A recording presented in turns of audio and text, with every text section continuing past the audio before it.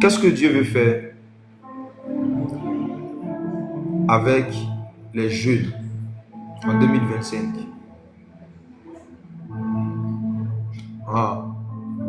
Alors, je veux déjà dire que je n'ai pas la prétention, pas du tout, je ne peux pas prétendre, je ne prétends pas, je ne peux pas prétendre savoir connaître avec exactitude et totalité tout ce que le Saint-Esprit veut faire en 2025.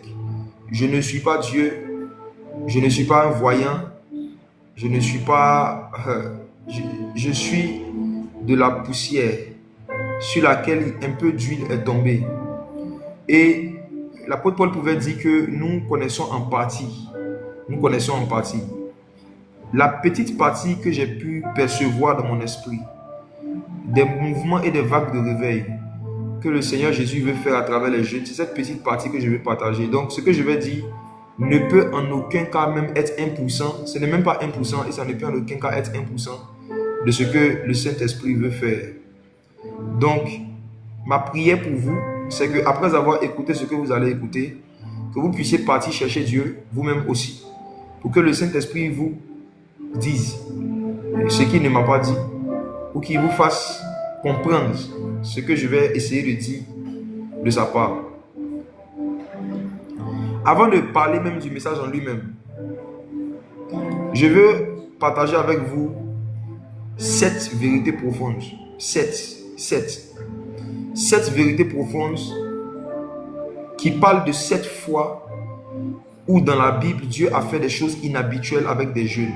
7 fois où Dieu a fait des choses inhabituelles avec des jeunes. 7 fois.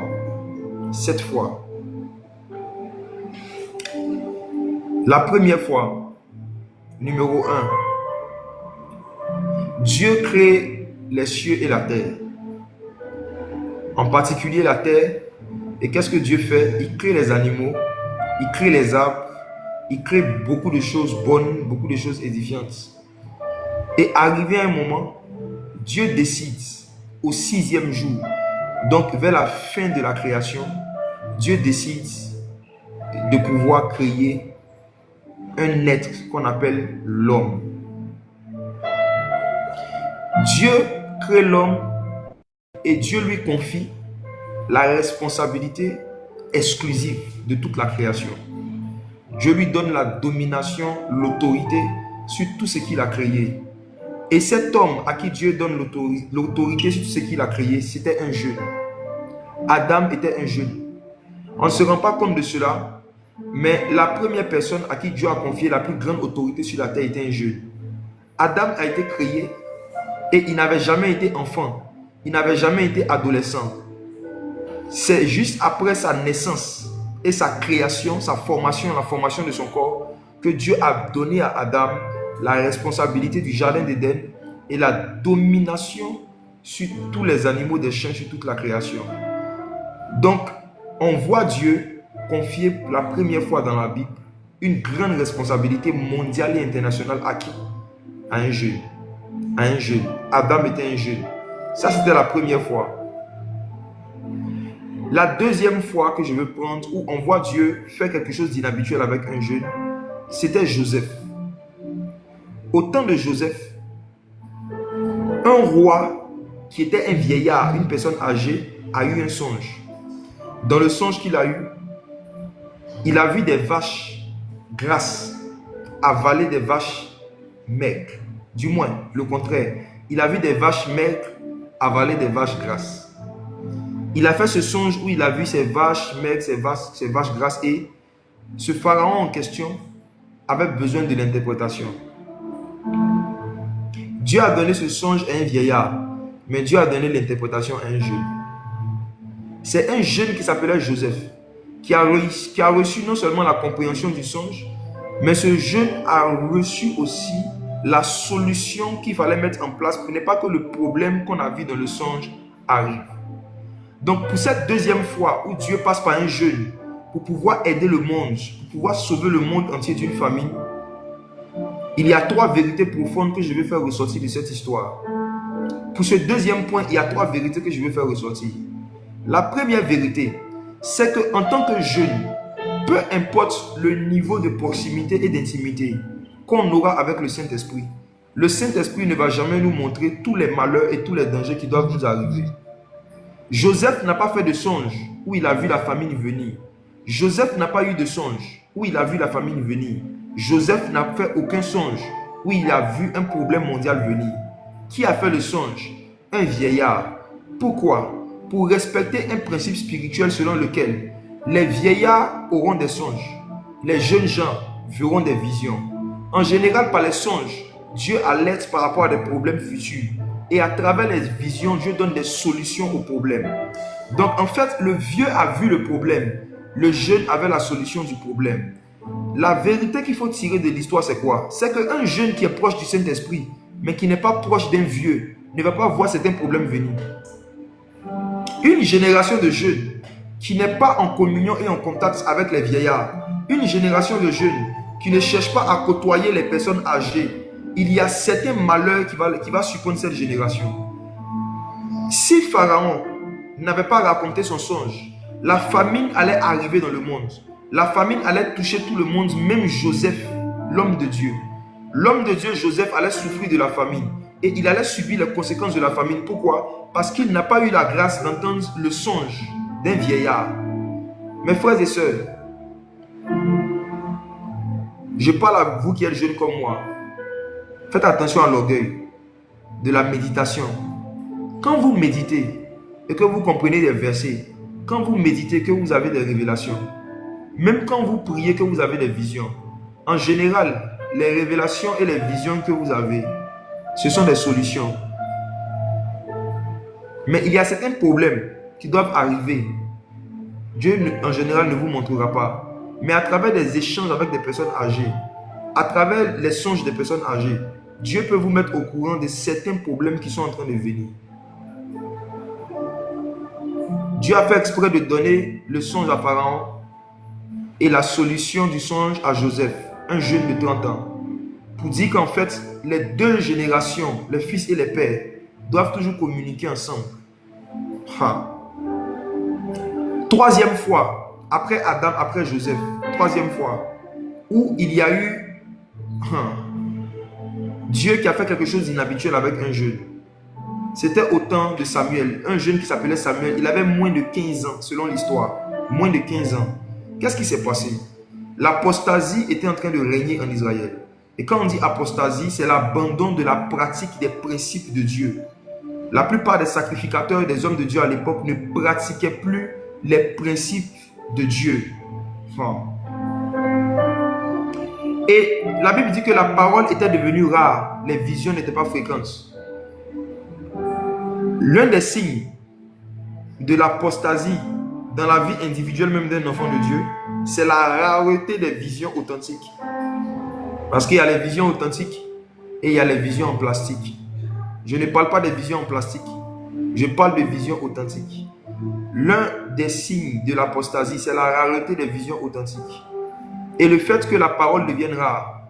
Quand on dit que la parole devient rare, cela veut dire que la compréhension de ce qui est écrit devient rare. On n'a pas dit que les versets étaient rares. Mais la Bible dit dans 1 Samuel chapitre 3 que la parole était rare. Ce n'était pas les versets qui étaient rares. Les versets ne manquent jamais. Ce qui manque parfois, quand il y a l'apostasie, c'est la parole. Les versets, ce sont les Écritures. L'explication exacte et profonde des versets, ça c'est la parole. Les versets sont physiques. La parole est spirituelle. Les versets sont visibles. La parole est invisible. Les versets sont imitables, mais on ne peut pas imiter la parole. Et parce que l'apostasie était venue, la parole était devenue rare. Et qu'est-ce que Dieu fait? Dieu décide de se révéler à un jeune qui s'appelait Samuel. Un jeune qui avait moins de 15 ans. C'est par lui que Dieu est passé pour emmener un nouveau mouvement prophétique national. À travers Samuel, l'Esprit du Seigneur a redonné le goût pour le prophétique en Israël. À travers Samuel, l'Esprit du Seigneur a ramené le prophétique authentique et les visions authentiques en Israël. Et toi qui es un jeune, tu es en train de m'écouter. Si tu te comportes comme Samuel, Dieu va t'utiliser comme Samuel. L'expérience que Samuel a eue était rattachée au comportement qu'il avait. Samuel dormait à côté de l'arche. Samuel dormait à côté de l'arche de l'alliance. Il dormait à côté de l'arche. Samuel dormait dans la gloire. Il dormait dans la gloire. Frères et sœurs, je n'ai pas encore commencé à parler de ce que le Seigneur m'a montré qu'il veut faire avec les jeunes. Je suis en train de parler des choses que Dieu a déjà fait avec des jeunes dans le passé. Mais je suis convaincu d'une chose, c'est que les mêmes actions des hommes produisent les mêmes réactions du Saint-Esprit. Les mêmes actions des hommes produisent les mêmes réactions du Saint-Esprit. Lorsque Dieu trouve dans un pays, dans une église, dans un quartier, dans une ville, un jeune qui a à cœur de dormir dans la gloire, dormir dans la méditation, dormir dans la prière, dormir dans l'adoration, Dieu peut décider souverainement de passer par lui pour ramener dans le milieu où il est un mouvement prophétique authentique. C'était une parenthèse. Le premier jeune à qui Dieu a donné de grandes responsabilités et qu'il a utilisé pour faire de grandes choses, c'était Adam. Le deuxième que j'ai cité, Joseph. Le troisième, Samuel. Je parle maintenant du quatrième, vous le connaissez. Il s'appelle David. Les Philistins, au temps de David, ont répandu un esprit de peur sur Israël à travers un ennemi qui semblait invincible. Cet ennemi, vous le connaissez. Tous les enfants le connaissent. Tonton Goliath. Tonton Goliath. Qui n'a jamais entendu l'histoire de David contre Goliath? L'histoire de David contre Goliath, c'est l'histoire d'une jeunesse ointe par le Saint-Esprit contre des vieux occultistes. Les Philistins et les Goliaths étaient des vieux occultistes qui ont été fracassés par un jeune oint qui avait moins de 15 ans. Moins de 15 ans. Le petit David a tué le tonton Goliath. Dieu a suscité David, un jeune de moins de 15 ans, moins de 20 ans, pour détruire l'ennemi et répandre quoi? Un esprit de foi. Un esprit de foi. Un esprit de foi. Un esprit de foi. Un esprit de foi. Un esprit de foi. C'était un jeune. C'était pas un jeune, David. La cinquième fois dont je veux parler dans la parole, où Dieu a utilisé un jeune, que dis-je, plusieurs jeunes pour ramener l'esprit de révélation et l'esprit de sagesse, c'était au temps de Daniel. Les Hébreux partaient en captivité. Ils étaient en captivité à Babylone. Ils étaient esclaves à Babylone, loin des lieux de culte. Et Dieu a décidé de susciter 4 jeunes dans un pays païen, dans un lieu où il y avait fortement de l'occultisme, pour pouvoir susciter des manifestations inhabituelles des dons de révélation. Daniel, Shadrach, Meshach, Abed-Nego, 4 jeunes, tous de moins de 20 ans, que le Saint-Esprit s'est pris, qui ont été consacrés dans la prière, dans le jeûne. Et arrivé à un certain moment, on les a vus commencer à éclore et à exceller. Ils étaient capables d'interpréter toutes les visions et tous les songes à cause de l'onction. Et ce qui est étrange dans l'histoire de Daniel, parfois on ne se rend pas compte, mais au moment où les manifestations de l'esprit de sagesse, des dons de révélation et de l'esprit de prophétie ont commencé par ces jeunes, Shadrach, Meshach, Daniel, Shadrach, Meshach et Abed-Nego. Ils étaient 4, non qu'on citait, ils étaient 4. Ils étaient 4. C'était une préfiguration du fait que le Seigneur Jésus allait utiliser 4 évangiles et qu'à travers les 4 évangiles, les pays païens allaient connaître le Messie. En fait, ces 4 jeunes par qui les Babyloniens ont connu le mouvement des réveils étaient une préfiguration des 4 évangiles par lesquels les non-juifs allaient connaître ce qui s'était passé en Israël. Mais ce sur quoi je veux attirer votre attention, c'est le fait que Malus Aya, Skemando Filadi, les Kowenda, les Koms de Balia. C'est le fait qu'au moment où ces 4 jeunes manifestaient cette puissance surnaturelle à Babylone, il n'y avait plus de culte. À l'époque, pour faire un culte, il fallait qu'il y ait le temple. Le roi avait détruit le temple. Déjà même, ils étaient à Babylone. Il n'y avait pas de temple. À l'époque, pour faire un culte, il fallait qu'il y ait des sacrificateurs. Le sacerdoce des sacrificateurs avait arrêté complètement. À l'époque, pour qu'il y ait un culte, il fallait qu'il y ait des objets de culte. Mais il n'y avait plus d'objets de culte. C'est lorsqu'il n'y avait plus de temple, lorsqu'il n'y avait plus de sacrificateurs, lorsqu'il n'y avait plus d'objets de culte, que Daniel, Shadrach, Meshach et Abed-Nego ont commencé à manifester l'onction. Dans l'ancienne alliance, c'était quelque chose d'inhabituel, surtout dans un territoire païen. Le Saint-Esprit est en train de montrer par là que l'onction et les manifestations de sa présence ne sont pas rattachées à des objets. Quoique, il y a des objets que Dieu avait dictés par lesquels les gens devaient faire le culte, Dieu aussi a utilisé 4 jeunes pour montrer que même sans objet, Dieu peut faire les mêmes œuvres et de plus grandes. Dieu est passé par 4 jeunes pour montrer qu'on n'avait pas besoin d'avoir des objets pour exceller dans le prophétique. Jeunesse de Côte d'Ivoire, du Burkina, du Mali, de France, de partout qui m'écoutez, l'heure vient et elle est déjà venue, où Dieu va passer par vous pour pouvoir prouver aux chrétiens évangéliques et protestants qu'on n'a pas besoin d'avoir un talit, on n'a pas besoin d'avoir un chapelet, on n'a pas besoin d'utiliser des objets qui ressemblent à des fétiches pour manifester le prophétique. Si Daniel, Shadrach, Meshach et Abednego étaient capables de naviguer dans des dimensions prophétiques incroyables sans objet dans l'ancienne alliance, qu'est-ce que nous on peut faire dans la nouvelle alliance? Si dans l'ancienne alliance, le culte même qui était basé sur les objets, quand les objets n'étaient pas là, l'esprit de prophétie se manifestait avec brutalité. Qu'est-ce que le Saint-Esprit peut faire maintenant dans la nouvelle alliance où c'est le ministère de l'Esprit? Je ne suis pas en train de dire que si quelqu'un prie avec un talit, il pêche. Je n'ai pas dit que si quelqu'un prie avec un objet, il est forcément en train de pécher. Mais je dis que Dieu aussi peut parfois montrer qu'avec ou sans ces objets, il peut se manifester. Ah. 6e fois où Dieu est passé par des jeunes. Et là, je vais encourager les jeunes sœurs, surtout les petites filles. Samuel, est-ce que s'il te plaît, tu peux lire 2 Rois chapitre 5, le verset 2? Oui, on va lire 2 Rois chapitre 5, le verset 2. Oui. Je lis la parole. Or, les Syriens étaient sortis par troupes et ils avaient emmené captive une petite fille du pays d'Israël qui était au service de la femme de Naaman. On va s'arrêter là. Verset 3. On va s'arrêter là d'abord. Ok. Écoutez ceci. Les Syriens étaient les ennemis des enfants d'Israël. Les Syriens étaient les ennemis des enfants de Dieu.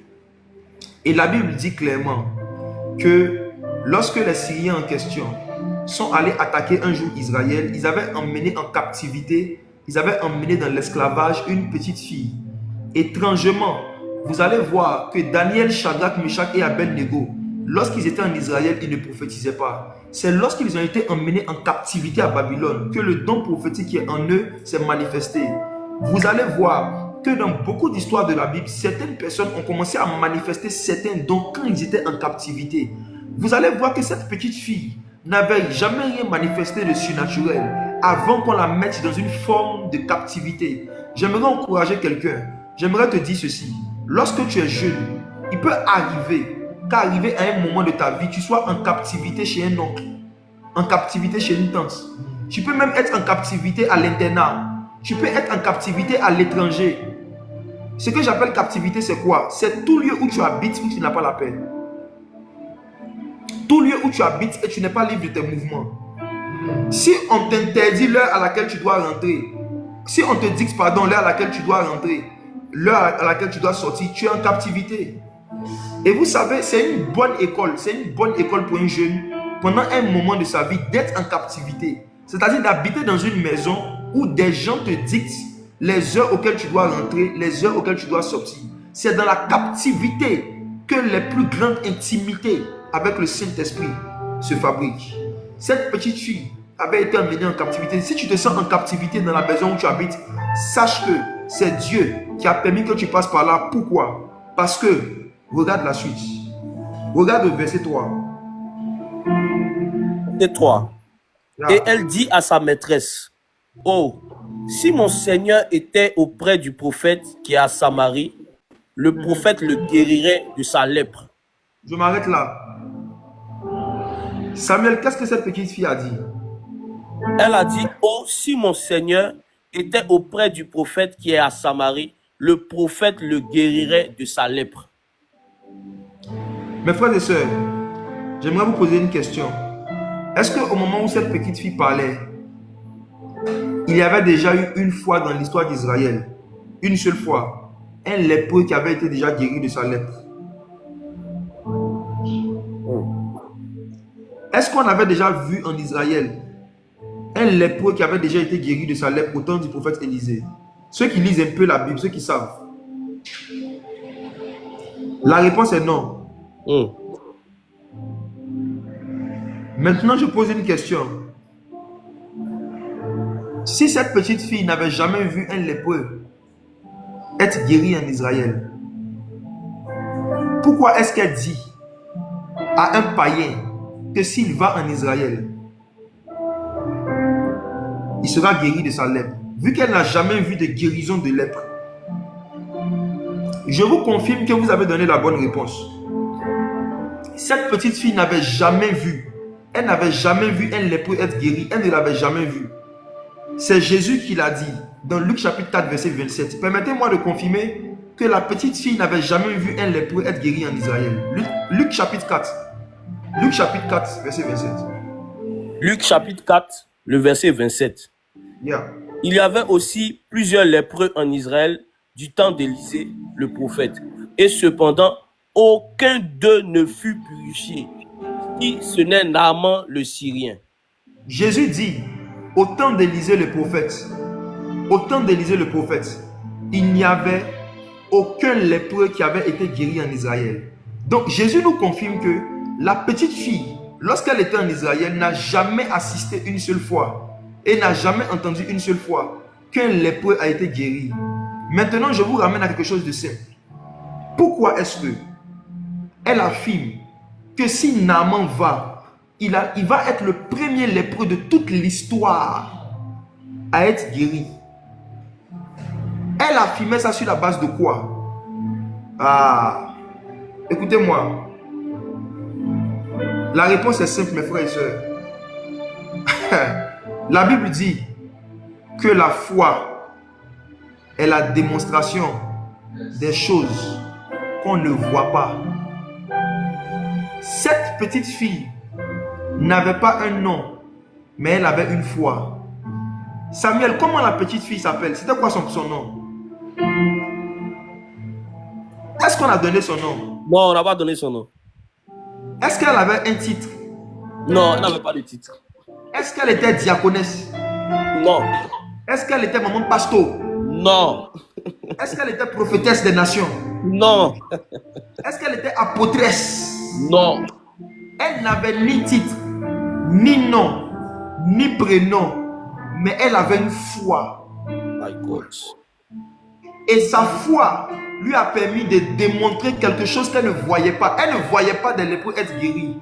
Elle n'a jamais vu un lépreux être guéri. Elle n'a jamais vu cela. Mais elle affirme que ce qu'elle n'a jamais vu va se passer pour Naaman le Syrien. La foi est la démonstration des choses qu'on ne voit pas. La foi est une ferme assurance des choses qu'on espère. Elle n'a pas dit que s'il va en Israël, peut-être il sera guéri. Elle dit non, certainement, il sera guéri de sa lèpre.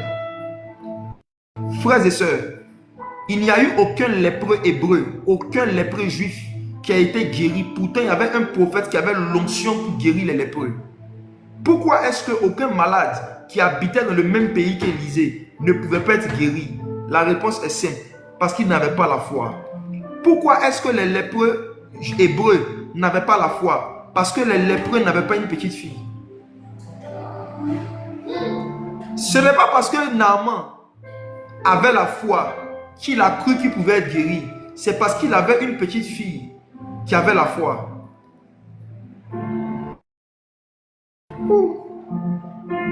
Il y a certains miracles que des gens ne vivent pas parce qu'ils ont la foi, mais parce qu'ils marchent avec des jeunes qui ont la foi. Il y a des miracles que quelqu'un peut vivre, pas parce qu'eux-mêmes ils ont la foi, mais parce qu'ils sont en amitié avec des gens qui ont la foi. Souvenez-vous encore, je vais additionner. Souvenez-vous, le Seigneur Jésus était en train de prêcher et la Bible dit que il y a des personnes qui ont ouvert le toit de la maison et qui ont fait descendre par le toit un de leurs amis qui était paralysé sur un lit. La Bible dit Jésus, voyant leur foi, voyant la foi des amis, pas la foi du malade, pas la foi du malade, non. Le malade n'avait pas la foi. Jésus dit, voyant la foi de ceux qui avaient envoyé le malade, il a dit au malade, prends courage, tes péchés te sont pardonnés. Donc, le fait que le vieux Naaman a côtoyé une jeune fille qui avait la foi, ça a changé sa vie. Il y a plusieurs jeunes filles. Dieu va permettre que vous puissiez travailler dans certaines entreprises, que vous puissiez rentrer dans certains milieux, juste pour que vous puissiez contaminer des personnes avec votre foi en fait. Dieu va permettre que vous croisez certaines personnes qui n'ont pas la foi, mais votre foi sera contagieuse. Vous allez leur affirmer qu'ils peuvent vivre des choses que personne n'a jamais vécues. Comme cette petite fille qui a donné de l'espoir à Naaman, qui a donné de l'espérance à Naaman. Elle lui a dit, c'est vrai que dans le monde entier, on n'a jamais entendu dire qu'un lépreux a été guéri, mais tu seras le premier. Naaman, ne te décourage pas. Naaman, tant qu'il y a de la vie, il y a de l'espoir. Naaman, Dieu peut te changer. Naaman, ne pense pas que cette maladie est pour la mort. Naaman, cette maladie est pour la gloire de Dieu. Cette petite fille avait un esprit d'encouragement, un don d'encouragement. Et je crois que Dieu va susciter des petites filles comme ça de plus en plus dans nos églises. Je termine avec le 7e jeune que Dieu a utilisé de façon inhabituelle. Jésus de Nazareth. Il n'avait que 30 ans. Dieu doit sauver le monde entier. Dieu doit ramener le monde dans sa présence. Dieu doit effacer les péchés du monde sans condamner le pécheur. Dieu veut baptiser du Saint-Esprit et de feu. Il a besoin d'un homme qui va venir prendre sur ses épaules le poids du fardeau de toute l'humanité, nos iniquités et nos maladies. Dieu regarde dans le ciel. Il a vu les 24 vieillards. Écoutez-moi, écoutez-moi, écoutez-moi. Quand Dieu voulait envoyer quelqu'un sur la terre pour pouvoir nous sauver, les 24 vieillards existaient. Les 24 anciens existaient. Mais Dieu savait que pour certaines missions, ce sont des jeunes qu'il faut mettre devant. Et Dieu lui-même décide de prendre une forme humaine, de venir sur la terre. Il vient et il attend d'avoir l'âge de 30 ans, l'âge de David, lorsqu'il a accédé au trône, l'âge de Joseph, quand il a été révélé à l'humanité. 30 ans. Jésus s'est comporté comme un prisonnier. C'est mon message du jeudi, le prochain culte de semaine à la MSA. Zephna Panea, le prisonnier qui a sauvé le monde par la sagesse. Jésus a été prisonnier de Marie et de Joseph. Lui qui voulait habiter dans le temple, qui voulait dormir au temple. Ses parents lui ont demandé de rentrer à la maison et il leur était soumis. Il leur était soumis. Il a vécu une forme de prison parce qu'il était appelé à grandir en sagesse, en stature et en grâce devant Dieu, pas seulement mais devant les hommes. Toute personne qui ne grandit en sagesse que devant Dieu et qui n'a pas des hommes qui l'enseignent et qui peuvent témoigner qu'il est en train de grandir, il est en train de grandir en folie. Toute sagesse qu'on acquiert dans sa chambre sans qu'elle ne soit validée par des anciens est une folie. Oh, ça c'était une parenthèse. Donc Jésus de Nazareth, c'est un jeune de 33 ans qui a sauvé le monde par son obéissance jusqu'à la mort de la croix. Le péché est rentré dans le monde par un jeune qui s'appelait Adam. Le salut, le pardon ne pouvait revenir dans le monde aussi que par un jeune. Le dernier Adam était jeune. Ces quelques paroles étaient d'abord pour vous encourager et vous dire que jeunesse n'est pas toujours synonyme d'échec et de manque de sagesse. Lorsque Salomon a pris le contrôle du trône en Israël et qu'il a commencé à diriger, il était jeune. Et c'est parce qu'il était jeune même qu'il a demandé la sagesse à Dieu. Ce qu'un jeune doit demander prioritairement à Dieu, ce n'est pas l'argent, ce n'est pas un travail, ce ne sont pas des voitures, ce n'est pas le mariage, c'est la sagesse. La Bible dit que la sagesse vaut mieux que l'or et l'argent. Et tous les objets de prix qu'on a ne peuvent pas la valoir. La sagesse est la chose principale que tout jeune doit chercher constamment. C'est quoi la sagesse? On ne peut pas donner une seule définition à la sagesse. Mais la définition que j'aimerais que vous reteniez par rapport au réveil spirituel dans lequel nous sommes et qui va s'intensifier en 2025, c'est que la sagesse, c'est la faculté de raisonner comme Jésus et de se comporter comme Jésus. La sagesse, c'est la faculté de faire ce que Jésus aurait fait s'il était à notre place. Oh. Maui tahi avila hanto puis la hadekis que paui kalado Jésus. Voici, j'étais en retraite il y a quelques semaines et j'étais en train Et je suis en train toujours de me préparer spirituellement par rapport à 2025. Pour que Dieu, dans sa miséricorde, dans sa souveraineté, puisse faire de nous ce qu'il veut faire. Et j'ai perçu et reçu beaucoup de choses dans l'esprit. Il y a seulement 2 choses dont je suis permis de parler maintenant. En 2025, Dieu veut utiliser des jeunes pour amplifier et répandre des mouvements de réveil spirituel. Le réveil spirituel, c'est quoi? Le réveil spirituel, mes frères et sœurs, ce n'est pas le rassemblement des foules. Le réveil spirituel, c'est simplement le fait que quelqu'un qui spirituellement dormait décide de se réveiller. Même si c'est une seule personne, c'est un réveil. Il y avait beaucoup de cadavres au temps de Lazare. Jésus n'a ressuscité seulement que Lazare. C'était un réveil. Le réveil, ce n'est pas lorsque beaucoup de morts reviennent à la vie. Un seul pécheur qui se répand, c'est un réveil spirituel. Un seul mort qui sort de la mort spirituelle et qui vient à Jésus, c'est un réveil spirituel. Une seule conversion d'un seul homosexuel, c'est un grand réveil spirituel. Une seule conversion d'un musulman, c'est un réveil spirituel. Ne pensez pas quand on dit réveil qu'il s'agit forcément du rassemblement des foules. Le réveil, ce n'est pas le rassemblement d'une foule d'hommes autour de Jésus. Non, le réveil, c'est le rassemblement d'une foule d'anges autour d'un homme. Je rembobine. Le réveil, ce n'est pas lorsqu'on voit une foule d'hommes se rassembler autour d'un homme de Dieu. Le réveil, c'est lorsqu'une foule d'anges se rassemble autour d'un homme. Exemple, quand Jésus est né en tant que bébé, c'était le réveil. Pourquoi? Parce que quand Jésus est né, un ange est venu du ciel pour dire au berger que le Messie est né. Et pendant qu'il parlait, la Bible dit qu'une multitude d'anges est venue se joindre à lui. Il y avait un réveil, pas parce qu'il y avait beaucoup d'hommes. Il n'y avait pas beaucoup d'hommes autour de Jésus. Il y avait seulement quelques bergers, quelques mages, Marie et Joseph. Les personnes qui étaient autour de Jésus à sa naissance n'atteignaient même pas 10 personnes. Il n'y avait même pas 10 personnes autour de Jésus quand il est né. Mais il y avait beaucoup d'anges. Il y avait beaucoup d'anges. Il y avait beaucoup d'anges. Dieu m'a appris à ne pas regarder l'approbation qu'il a de moi en fonction du nombre de personnes qui m'entourent, qui viennent vers moi ou qui décident de me quitter. Je regarde l'approbation de Dieu avec moi en fonction du nombre d'anges avec lequel je marche. Voici pourquoi ça sera difficile à un homme, à un être humain, de m'intimider et de me demander d'arrêter de prêcher ou d'arrêter l'œuvre de Dieu. Si c'est Dieu qui t'a demandé de faire une œuvre, n'arrête jamais tant que Dieu ne te demande pas d'arrêter. Non. Regarde la présence des anges. Wow. Lorsque le Seigneur Jésus a fini de jeûner 40 jours, beaucoup d'anges sont venus se mettre autour de lui et le servaient. C'est ça le réveil. Je vais en parler tout à l'heure. Il y a un réveil spirituel personnel que Dieu va faire vivre à beaucoup de jeunes. Et c'est ce réveil spirituel personnel qu'ils vont aller partager et communiquer aux personnes qui vont rentrer en contact avec eux. Certains, vous êtes appelés à gagner seulement 10 personnes. D'autres vont gagner 100. D'autres vont gagner 10 000. Ce n'est pas un concours. Nous ne sommes pas en compétition. Jeunes frères et sœurs des différentes églises du monde, nous ne sommes pas en compétition. Nous sommes en collaboration. Chaque personne qui se convertit à travers une vidéo de l'évangéliste Jacques Amessan, ce n'est pas une âme que Jacques Amessan a gagnée pour Jésus. C'est une âme que le Saint-Esprit a gagnée.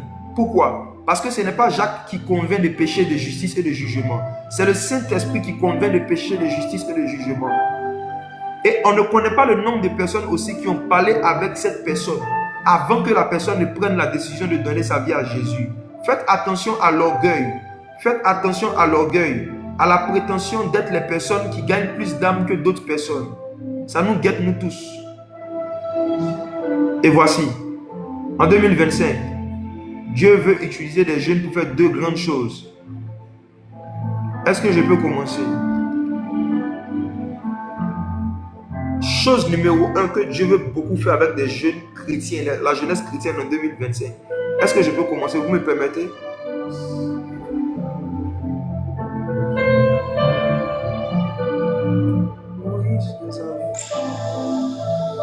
Non, tu es en train de jouer des choses avant le temps. Ne joue pas satellite du ciel. Sinon, on risque de changer de sujet. Ah, Jésus. En 2025, la chose principale que le Seigneur m'a montré qu'il veut faire avec la majorité des jeunes chrétiens, moi-même le premier, c'est que Dieu veut utiliser des jeunes pour amplifier et ressusciter la voix de certains pères. Pyromane, est-ce que tu peux écrire mes phrases, les points, et puis mettre, je crois qu'on peut épingler les commentaires, n'est-ce pas? Je ne sais pas si Samuel ou Pyromane, vous savez faire ça. Je dis que le Seigneur m'a dit qu'il veut utiliser des jeunes pour amplifier et ressusciter la voix de certains pères. Je vais m'expliquer tout à l'heure. J'énonce, je suis d'abord dans l'énonciation, après je vais rentrer dans l'explication. J'énonce d'abord. Dieu veut utiliser beaucoup de jeunes pour amplifier et ressusciter la voix de certains pères. Est-ce que mes gars qui m'aident à gérer le live là, ils peuvent épingler cette phrase, l'écrire et l'épingler? Samuel, tu peux faire ça? Est-ce que tu sais comment on épingle les commentaires? Si vous ne savez pas faire, c'est pas grave. Je vais répéter ça plusieurs fois avant d'expliquer. En 2025, Dieu veut utiliser des jeunes pour amplifier et ressusciter la voix de certains pères.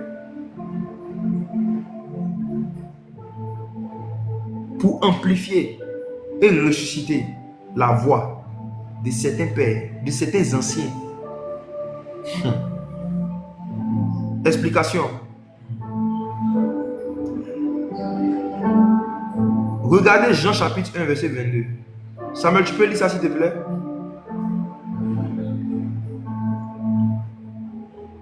Amplifier et ressusciter la voix de certains anciens. Jean, le chapitre 1, verset 22 à 23.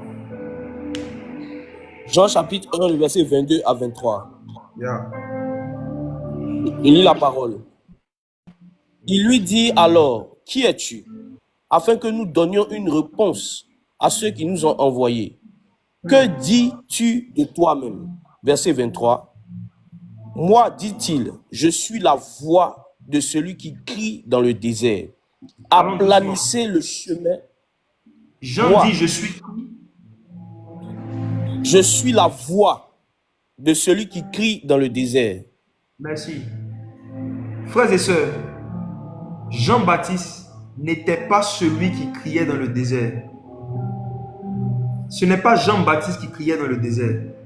Jean-Baptiste était la voix de celui qui crie dans le désert. Ça veut dire que avant que Jean-Baptiste ne parle, il y avait quelqu'un qui criait dans le désert, mais on n'entendait pas sa voix.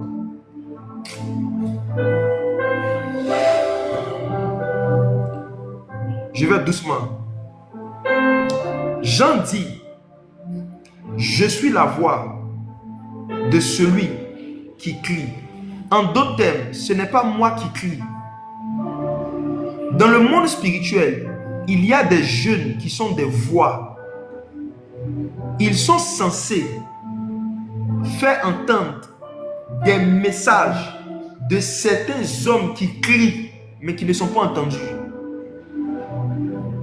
L'un des rôles de Jean-Baptiste, c'était de faire entendre la voix de Jésus à Israël avant qu'ils ne prennent une forme humaine pour venir vers eux. Je reprends ma phrase et j'insiste. Jean n'était pas celui qui criait dans le désert. Il était la voix de celui qui crie. Ésaïe chapitre 6. Dieu veut susciter des jeunes qui seront la voix de certains anciens qui crient, mais qui ne sont pas entendus. Ésaïe chapitre 6. Ésaïe chapitre 6. On connaît l'histoire. Ésaïe dit l'année de la mort du roi Osias. Oh. J'ai vu le Seigneur assis sur son trône et tout ça. Mais regarde ce qu'il a dit par rapport au séraphin qu'il a vu, qui était au-dessus du trône de Dieu, qui volait. Regarde le verset 3, regardez les détails, regardez le verset 3. Ok, je lis le verset 3. Oui. Ils criaient l'un à l'autre et disaient, Saint, Saint, Saint est l'Éternel des armées, toute Oui. la terre est pleine de sa gloire. Mon frère, il y a combien de personnes qui criaient ici au verset 3? Les personnes qui criaient au verset 3, c'était des séraphins. Ok. On est d'accord que, bon, ici quand on dit ils criaient l'un à l'autre, on parle des séraphins, on est d'accord? Exactement. Deux séraphins, si on veut voir. Maintenant, regarde le verset 4. Les portes furent ébranlées dans leur fondement par la voix qui retentissait et la maison se remplit de fumée. Regardez, au verset 3, on nous parle de la voix des séraphins qui se criaient l'un à l'autre. Et au verset 4, on nous parle d'une voix, une autre voix qui retentissait ou encore qui criait. Maintenant, je vous pose la question. Ça fait deux catégories de voix, on est d'accord? Mais Yes. entre la voix des séraphins et entre la voix qui retentissait, c'est quelle voix qui a détruit les fondements? C'est la voix qui retentissait. Écoutez-moi.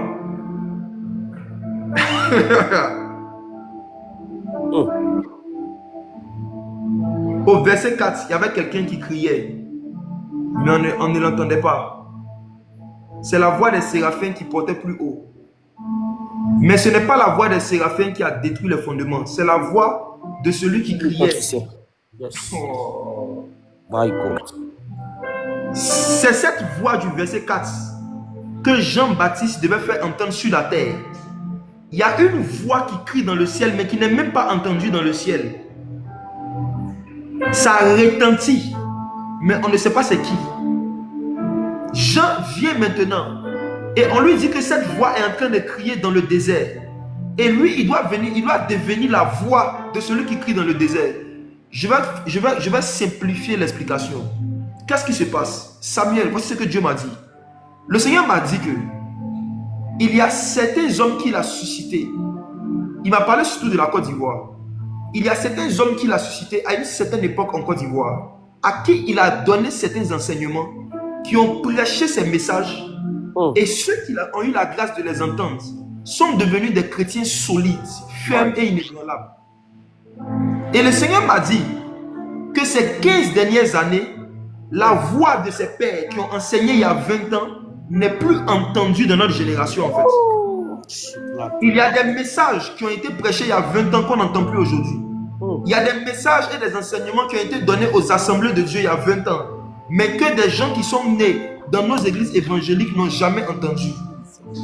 Or, ce sont ces messages qui avaient formé les chrétiens solides, intègres, loyaux, droits d'autrefois. Et le Seigneur me dit, en 2025, il veut susciter des jeunes qui vont faire connaître à leur génération des messages de certains anciens qui n'ont pas eu la grâce d'écouter et d'entendre. Et comment ce mouvement va se faire? Le Saint-Esprit va susciter de plus en plus de jeunes qui n'auront pas à cœur de faire la promotion de leur propre ministère, mais qui auront à cœur de faire la promotion de certains messages et de certains ministères, de certains anciens, mais qui ne sont pas connus par notre génération. Je parle de ce qui me concerne. J'étais dans une vision en prière et le Saint-Esprit m'a montré un papa qui s'appelle Dr Bangoré.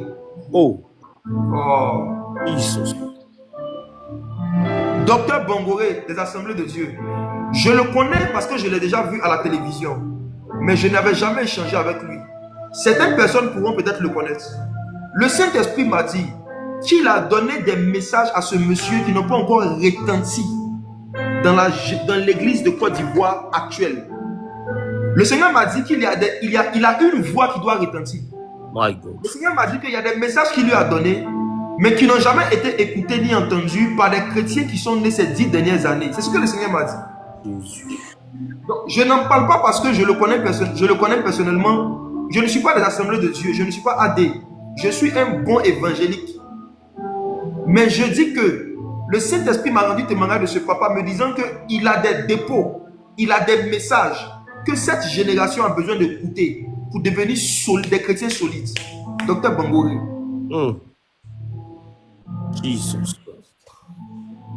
Et je suis allé le voir cette semaine.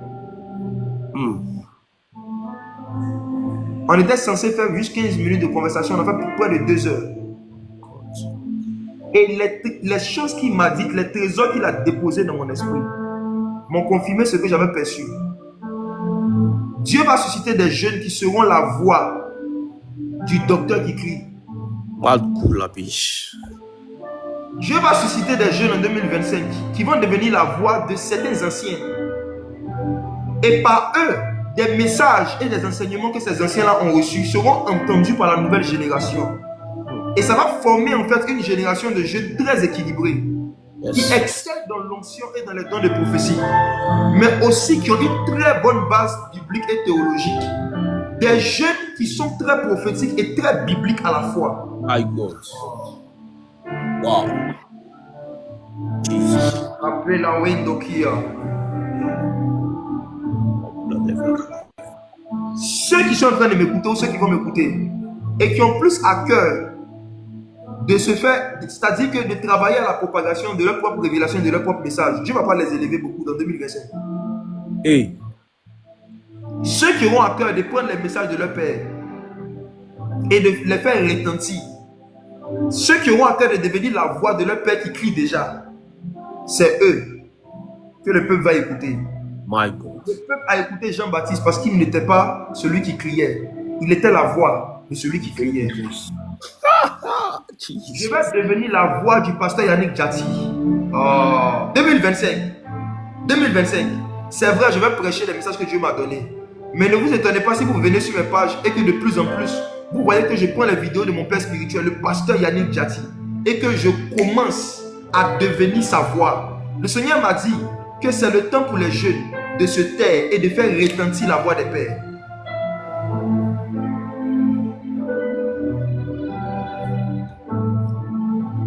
Ah.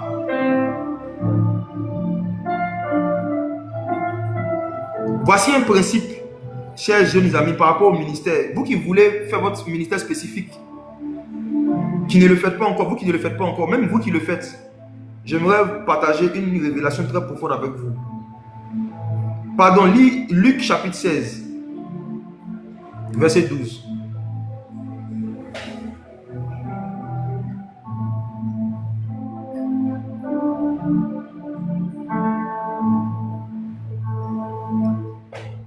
Luc chapitre 16, verset 12. Samuel n'est pas là?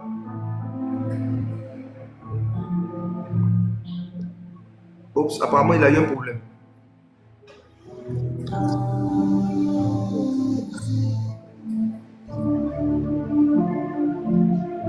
Ok. Bon, apparemment il a eu un problème. Je vais lire moi-même. Luc chapitre 16, verset 12. Regardez ceci. Il est écrit: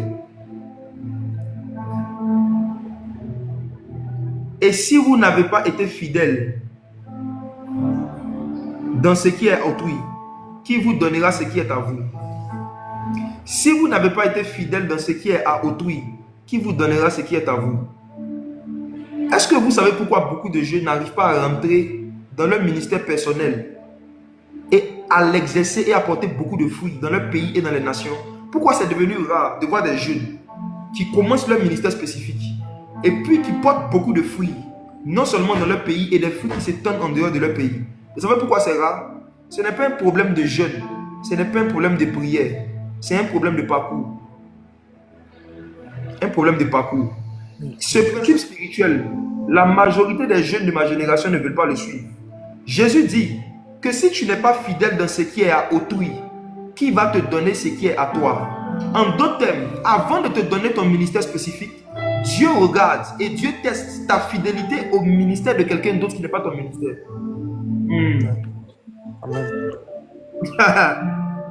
Vous savez pourquoi vous n'arrivez pas à découvrir et à rentrer dans vos ministères? Parce que vous n'êtes pas en train de vous occuper de ce qui est à autrui. Vous n'êtes pas en train de vous occuper de ce qui est à autrui. Et si vous n'êtes pas fidèle dans ce qui est à autrui, qui va vous donner ce qui est à vous? Qui va vous donner ce qui est à vous? Il y a combien de jeunes qui dans leur parcours peuvent rendre témoignage qu'ils ont servi auprès d'un pasteur, qu'ils ont appris auprès d'un pasteur? Il y a combien de jeunes dont si on regarde le parcours, ils ont été capables de faire au moins 5 ans ou 7 ans dans une seule église? Quand vous voyez des chrétiens qui n'ont jamais fait au moins 5 ans, 7 ans dans une seule église, ce n'est pas toujours parce que les pasteurs sont mauvais, c'est parce qu'eux-mêmes ils ont un mauvais cœur.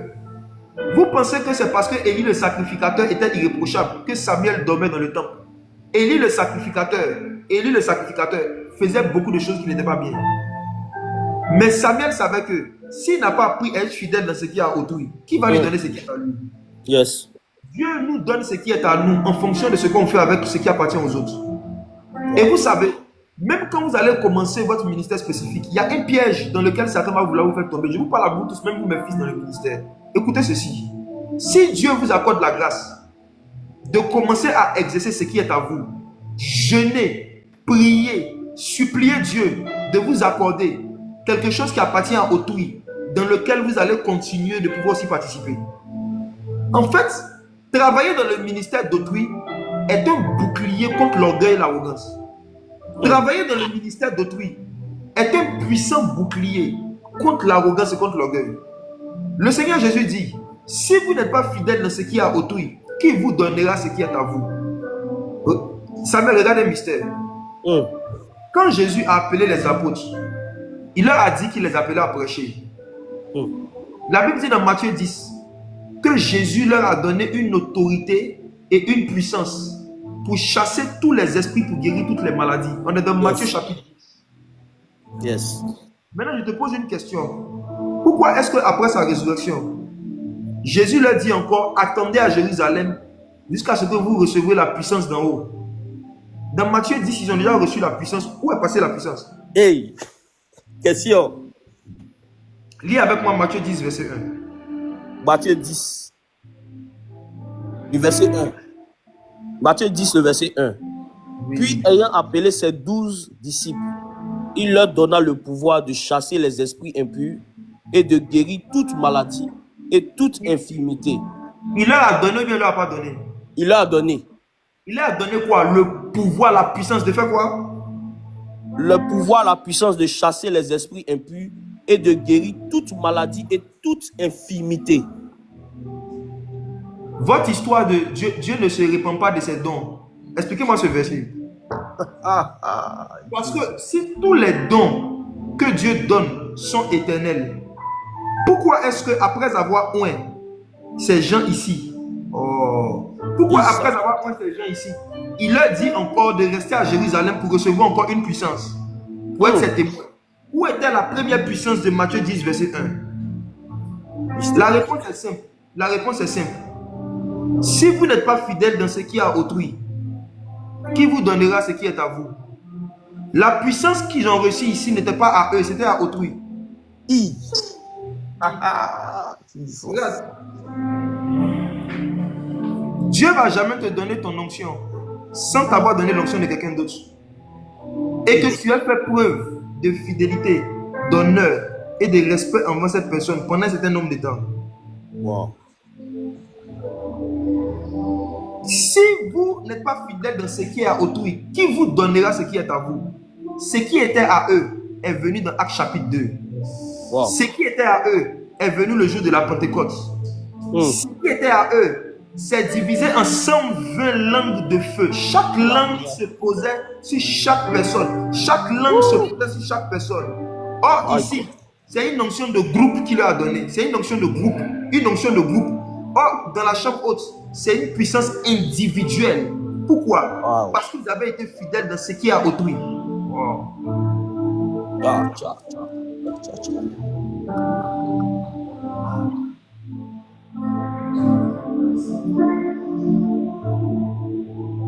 Wow. Je n'ai jamais servi Dieu sans avoir un autre ministère qui n'est pas le mien, que je cherchais à élever et à faire prospérer comme s'il était mon propre ministère. 2024, le ministère du pasteur Yannick Diati, mon combat. 2025. La majorité des gens qui s'approchent des pères s'approchent pour recevoir des choses d'eux. Mais seule la génération de Samuel s'approche pour donner quelque chose. Yes. On est censé être des voix qui amplifient les voix de nos pères.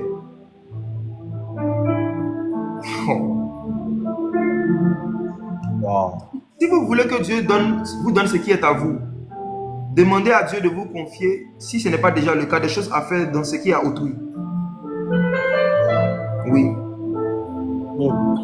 Dans ce qui est à autrui. Ne vous étonnez pas si vous voyez qu'en 2025, il ne me promène plus beaucoup les jeunes. Ne soyez pas étonnés.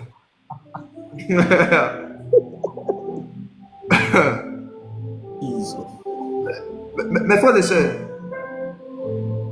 Satan se bat pour créer une distance entre la jeunesse et les anciens. Or, David était jeune. Il a reçu l'onction de Samuel pour être roi d'Israël. Mais pendant qu'il était encore jeune et loin, David n'arrivait pas à accéder au trône. Il a reçu l'onction royale, mais ce n'est pas l'onction qui lui a donné le trône. L'onction donne l'autorité, mais ce sont les anciens qui donnent la position. L'onction donne l'autorité, c'est les anciens qui donnent la royauté. La Bible dit que ce sont les anciens d'Israël qui ont établi David comme roi. David avait rencontré le Saint-Esprit, mais il n'avait pas encore rencontré les anciens. Donc, il ne pouvait pas s'asseoir sur le trône. Dieu peut te joindre dans ta chambre. Dieu peut te joindre dans ta chambre, il peut te joindre dans un programme. Mais il y a une certaine communion que si tu n'as pas avec les personnes âgées, tu ne pourras pas accéder aux fonctions et aux positions de ta destinée. Ce n'est pas possible. Même Jésus, le principe des anciens est tellement fort que même Jésus, même quand il devait être crucifié, il dit le Fils de l'homme doit souffrir entre les mains des anciens. Même pour les souffrances de Jésus, des jeunes n'avaient pas le droit de les faire souffrir. Wow. Vérité. Le Fils de l'homme devait souffrir entre les mains des anciens. Ce sont les anciens qui ont décidé qu'il devait être crucifié. Ce sont les anciens qui ont ordonné qu'on le torture. C'est eux qui l'ont fait rentrer dans sa prochaine dimension. Ce sont les anciens. Vous allez voir que quand l'agneau est monté pour aller s'asseoir sur le trône, il ne s'est pas entouré des 24 jeunes. Avec les 24 vieillards.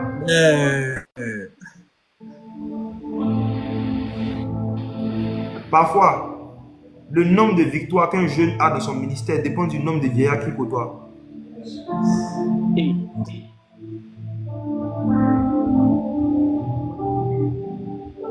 Le nombre de victoires qu'un jeune peut avoir dans son ministère dépend du nombre de vieillards qu'il côtoie.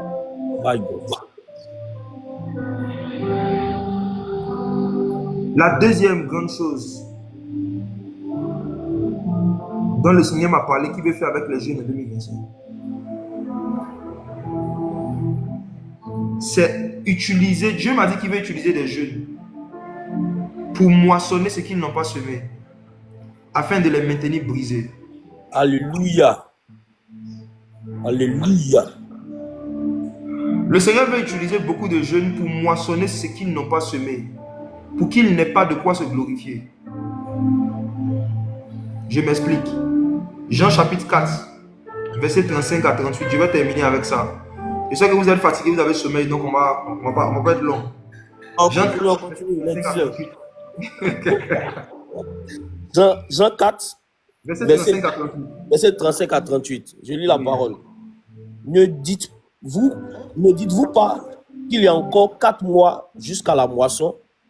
Voici, je vous le dis, levez les yeux et regardez les champs qui déjà blanchissent pour la moisson. On va aller doucement. Vous savez, au temps de Jésus, le même mensonge, le même faux raisonnement qui circule dans notre génération circulaire. Au temps de Jésus, des gens ont dit que le réveil n'est pas encore venu, qu'il reste encore 4 mois pour que le réveil vienne. La moisson dont on parlait ici, c'était la moisson des âmes. Les gens disaient qu'il allait avoir encore 4 mois, il allait avoir beaucoup de temps encore avant que on commence le réveil. Le Seigneur dit, voici, je vous le dis, levez les yeux, regardez les champs déjà qui blanchissent. En d'autres termes, on dit que le réveil viendra. Or, il est déjà là.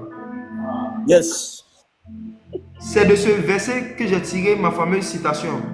Le réveil ne viendra pas. Le réveil est déjà là. Satan parle toujours du réveil au futur. Jésus parle du réveil au présent.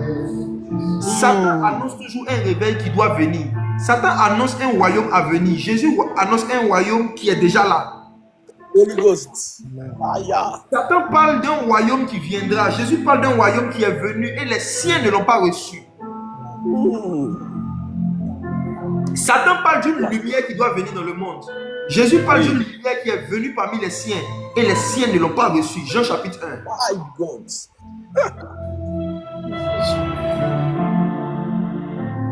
Le réveil spirituel a commencé il y a très longtemps. Très longtemps. C'est comme quand Jésus était né, des pharisiens continuaient à prophétiser que le Messie va venir. Jusqu'à aujourd'hui, quand vous partez dans les synagogues des Juifs, il y a encore des rabbins qui disent que le Messie va venir. Or, le Messie ne viendra pas. Il est déjà là. Il est déjà là. Il a dit à ses disciples, je suis avec vous chaque jour jusqu'à la fin du monde. Donc, Jésus est en train de casser cette mentalité dans Jean, au verset 35, Jean chapitre 4. Ne dites pas que la moisson va venir. La moisson est déjà là. Maintenant, voici un principe qu'il explique. Et c'est ce principe-là que beaucoup de jeunes vont vivre en 2025. Verset 36. Tu peux lire s'il te plaît. Verset 36. Celui qui moissonne reçoit un salaire et amasse des fruits pour la vie éternelle. Afin que celui qui sème et celui qui moissonne se réjouissent ensemble. Allons doucement. Jésus parle du champ de mission et il parle de deux catégories de personnes. Celui qui sème et celui qui moissonne. On est d'accord? Yes. Est-ce que jusque-là, ce que j'explique est simple à comprendre? Simple. Regarde le verset 37. Allons doucement, verset 37. Verset 37. Car en ceci, ce qu'on dit est vrai. Autre est celui qui sème et autre celui qui moissonne. Il y a un groupe qu'on appelle celui qui sème. Et puis il y a un autre groupe qu'on appelle celui qui moissonne. Samuel, entre semer et moissonner, qu'est-ce qui est plus difficile? Pour moi, c'est la semence. Ok. Semer est un travail très long, très fatigant, très salissant. Et ce qui s'est passé, c'est quoi? C'est que dans le domaine de l'évangélisation, il y a deux catégories d'évangélistes. Parmi ceux qui font l'œuvre d'un évangéliste, il y a ceux qui sèment pour le salut des âmes. Et puis il y a ceux qui moissonnent les âmes.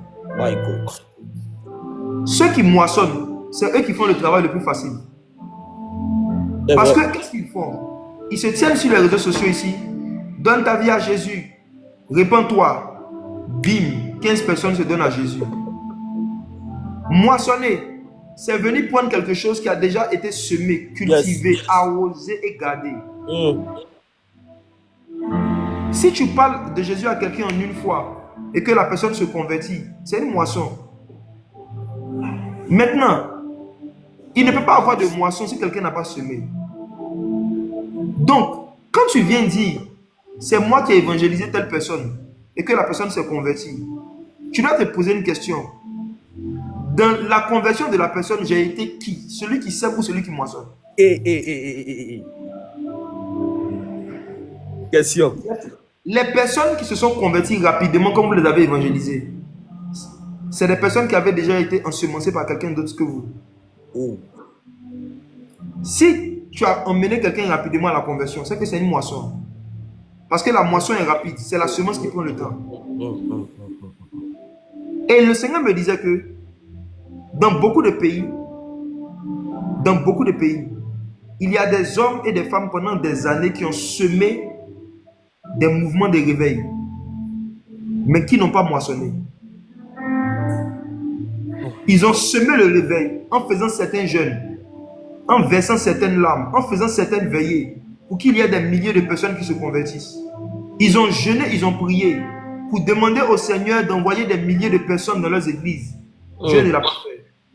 Ils se sont organisés, ils se sont sanctifiés, ils se sont consacrés, ils ont été sincères. Ils ont prêché tout ce qu'ils connaissaient comme étant vrai de Dieu.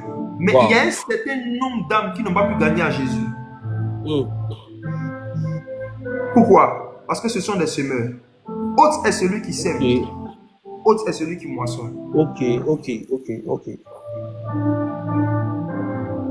Ces personnes qui ont semé dans le jeûne, dans la prière, qui ont intercédé, qui ont jeûné, qui ont même évangélisé dans les rues, qui ont distribué des prospectus, ils ont fait comme le travail de Jean-Baptiste. Ils ont aplani les sentiers d'une nouvelle génération qui allait évangéliser facilement.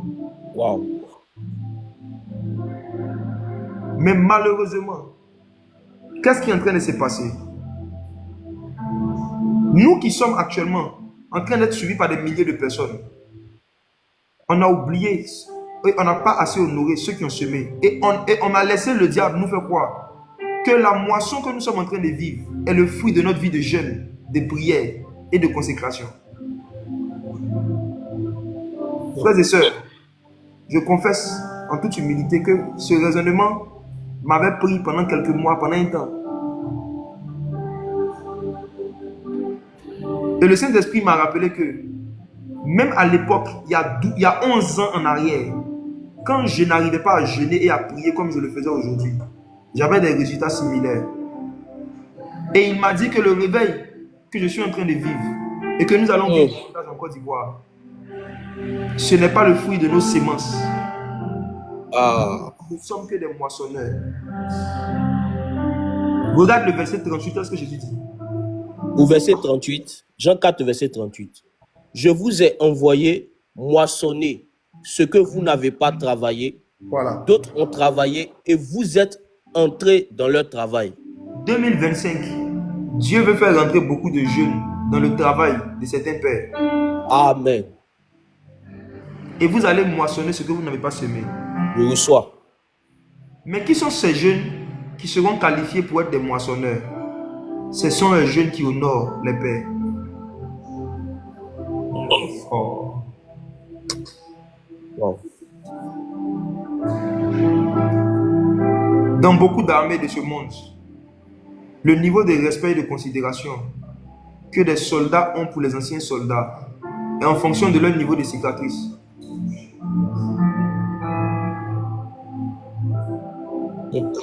Si nous les jeunes d'aujourd'hui, on ne se rapproche pas de ceux qui sont pasteurs depuis 20 ans, depuis 25 ans, depuis 30 ans, pour qu'ils nous parlent un peu des prières qu'ils ont faites pour la jeunesse de Côte d'Ivoire, pour qu'ils nous parlent un peu des jeûnes qu'ils ont fait pour la jeunesse de Côte d'Ivoire, Satan va remplir nos cœurs d'orgueil. L'ignorance de l'histoire, l'ignorance du passé, l'ignorance du passé, l'ignorance du passé crée une mauvaise compréhension du futur, du présent. L'ignorance du passé crée une mauvaise compréhension du présent. Si on ne connaît pas l'histoire de l'église en Côte d'Ivoire, si on ne connaît pas ce que les gens ont semé, si on ne connaît pas les sémeurs, et si on ne va pas honorer les sémeurs, Dieu ne fera pas de nous des moissonneurs. Wow. Il y a des manteaux, il y a des grâces, il y a même des foules que Dieu veut donner gratuitement et facilement comme ça à certains jeunes, pourvu qu'ils reconnaissent qu'ils n'ont rien semé pour vivre tout ça.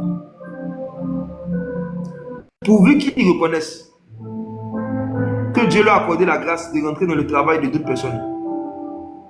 Et comme on a une génération où chacun veut être singulier, spécial, original, personne ne veut plus rentrer dans le travail des autres. Relis le verset 38. Chacun veut créer son travail. Pourquoi on dit que c'est lui qui est le pionnier? Tout le monde vient de pionnier. Regarde le verset 38. Verset 38, Jean 4, verset 38. Je vous ai envoyé moissonner ce que vous n'avez pas travaillé. Attends, allons doucement. Il dit Samuel. Oui, t'as dit. Les apôtres même qui ont vu Jésus vis-à-vis, les 3000 âmes qu'ils ont moissonné le jour de la Pentecôte, ce n'était pas le fruit de leur travail. Yes. Wow. Jésus. Si les 3000 âmes qu'il y avait le jour de la Pentecôte n'étaient pas le fruit du travail des apôtres, et les 300 âmes qui nous suivent, Oh Jésus. les apôtres même n'ont fait que moissonner ce qu'ils n'ont pas semé. Yes. Malgré qu'ils ont vu Jésus. Et nous qui n'avons jamais vu Jésus.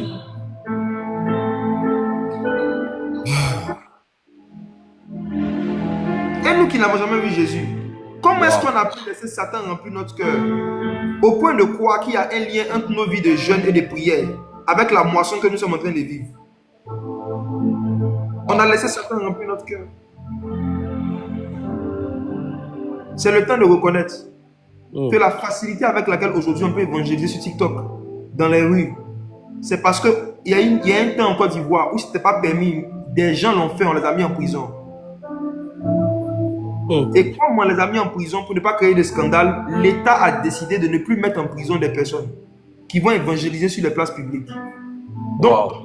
notre capacité même de prêcher l'évangile en public est une moisson de la semence d'une prison. Amen. La liberté que nous avons aujourd'hui de nous réunir dans les salles, dans les grands espaces, ce n'est qu'une moisson. Dieu fait ça pour ne pas que quelqu'un ait quelque chose sur lequel il peut se baser pour se glorifier. Ceux qui ont semé ne peuvent pas se glorifier parce qu'ils n'ont rien moissonné finalement. Et ceux qui ont moissonné ne peuvent pas se glorifier parce qu'ils n'ont rien semé. Hey. My God. Ce que Jésus veut, c'est que nous les jeunes, on comprenne que nous sommes des moissonneurs et que nous devons aller vers nos pères qui ont été des semeurs et ensemble rendre gloire à Dieu pour ce qu'il a fait. Amen. Ah.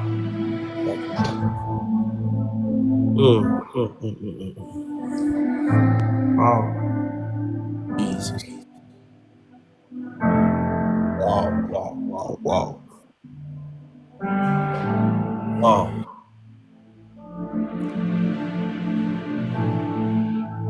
Dernière chose, je parle maintenant aux jeunes prédicateurs de ma génération. En 2025, tous les jeunes prédicateurs qui vont plus passer leur temps à prêcher qu'à intercéder, qu'à prier, vont s'égarer. Papa, faut dire encore. On n'a Tous pas ceux bien qui vont entendu. passer plus de temps à prêcher qu'à prier vont s'égarer. Tous ceux qui vont passer plus de temps à aller parler aux hommes qu'à parler avec Dieu vont s'égarer.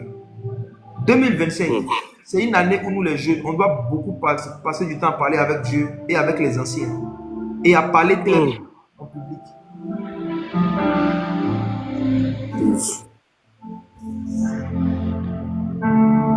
Beaucoup de nos aînés, de nos pères ne sont pas encore morts et n'ont pas encore fini l'œuvre que Dieu leur a confiée. Ils sont comme Moïse qui ont les bras fatigués. Au lieu que Aaron et Hur vont venir les aider à lever leurs mains pour que le peuple de Dieu continue à avoir certaines victoires dans certains domaines. Aujourd'hui, on voit que Aaron et Hur, eux-mêmes, ils se mettent de côté et puis chacun lève sa main. Aaron et Hur, ils sont morts.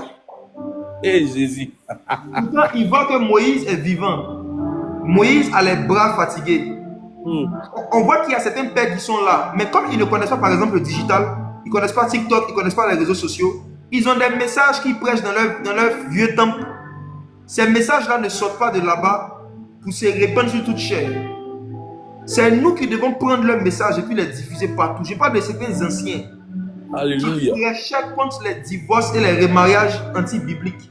Certains anciens qui prêchaient contre l'escroquerie dans l'église. Certains anciens qui prêchaient contre le fanatisme, contre les divisions, qui prêchaient contre des choses qui détruisent la communion fraternelle, qui prêchaient contre le sectarisme. Certains anciens qui prêchaient le baptême du Saint-Esprit, qui prêchaient le mouvement de réveil. Ils sont toujours vivants, mais parce qu'ils sont affaiblis, on n'entend plus leur voix. Sinon, ils crient, mais ils n'ont plus de voix. Ils ont besoin de voix qui vont crier dans le désert. Alléluia. Et je prie qu'un jeune qui va écouter cela et vous qui écoutez prenne la décision de ne pas chercher rapidement ce que Dieu lui donne, ce qui est à lui, mais chercher à voir ce qui est à autrui. Et voir comment est-ce que tu peux aider quelqu'un qui a déjà commencé à semer avant toi, à pouvoir faire davantage entendre sa voix. Amen. Dieu va briser davantage l'esprit de compétition dans le corps de Christ en 2025. Alléluia. Vous allez voir, vous voyez déjà, vous allez voir davantage des prédicateurs qui autrefois étaient des ennemis en train de faire des programmes ensemble. Ça va se multiplier. Vous allez voir davantage de collaboration intergénération. Vous allez voir les pères avec le fils. Pourquoi? Parce que l'esprit de lui est répandu.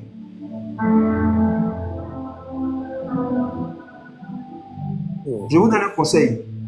2025, prenez vos distances avec tous les jeunes qui vivent dans la rébellion, qui ne sont soumis à personne, qui ne sont pas membres d'une église, qui ne sont pas actifs dans une communauté et qui ont l'habitude de tenir des propos déshonorants, dévalorisants, rabaissant des pères. Alléluia. Ne marchez pas en compagnie des moqueurs. Ne vous asseyez pas sur la voie des méchants. Cette année-là, ne choisissez pas vos amis en fonction des dons spirituels qui manifestent. Choisissez vos amis en fonction des vertus qui manifestent. En fonction des vertus. en fonction des vertus. Et l'une des vertus que vous devez rechercher chez les jeunes, c'est comment est-ce qu'ils parlent de leurs aînés.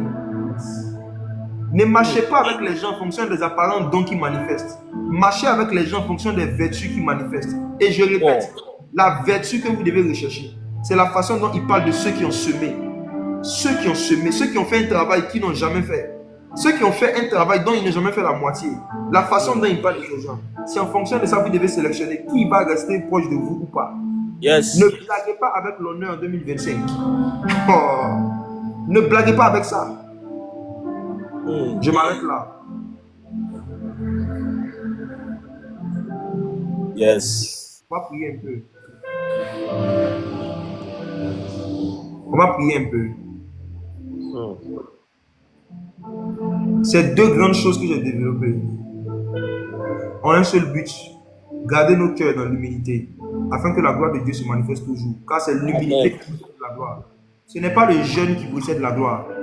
Ce n'est pas les longues prières qui précèdent la gloire. C'est l'humilité.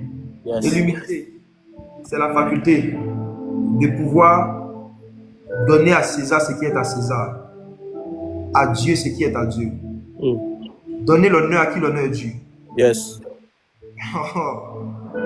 Demandez à Dieu de garder nos cœurs, que peu importe ce qu'il fera par nous, que nous n'oublions pas que nous sommes rentrés dans un travail. On est rentré dans le travail d'autrui. D'autres ont travaillé, nous ne sommes que rentrés dans leur travail. Alléluia. Prions. Père éternel, merci pour cette soirée. Merci pour ton amour. Merci pour ta fidélité.